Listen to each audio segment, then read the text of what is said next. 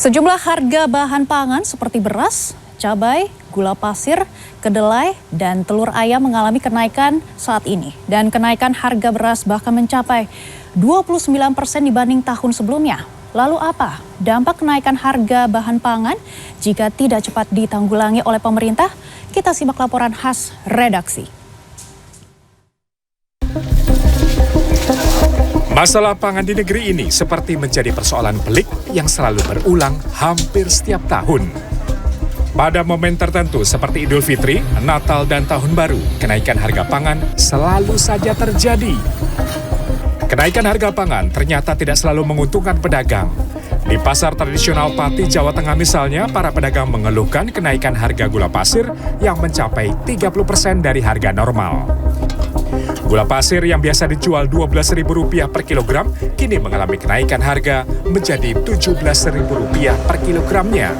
Akibat kenaikan harga gula, omset pedagang pun menurun karena masyarakat mengurangi pembelian mereka. Lonjaknya hampir 30% lebih bulan ini. Di awal bulan kemarin kan cuma 15-an kurang lebih. Terus minggu kemarin 16, minggu ini udah 17.000. Bukan hanya gula pasir, harga cabai rawit di pasar tradisional Kota Blitar, Jawa Timur juga masih tinggi. Harga cabai rawit naik Rp10 hingga Rp15.000 dari Rp65.000 menjadi sekitar Rp80.000 per kilogram. Pedagang cabai mengaku terpaksa mengurangi stok dagangan karena khawatir tidak terjual.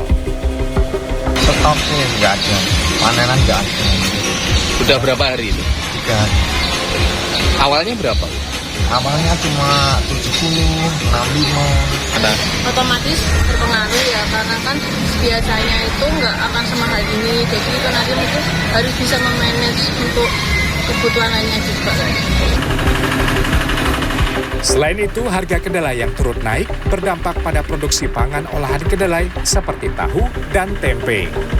Para produsen terpaksa mengurangi ukuran tahu tempe sekaligus tidak menaikkan harga karena khawatir kehilangan pembeli.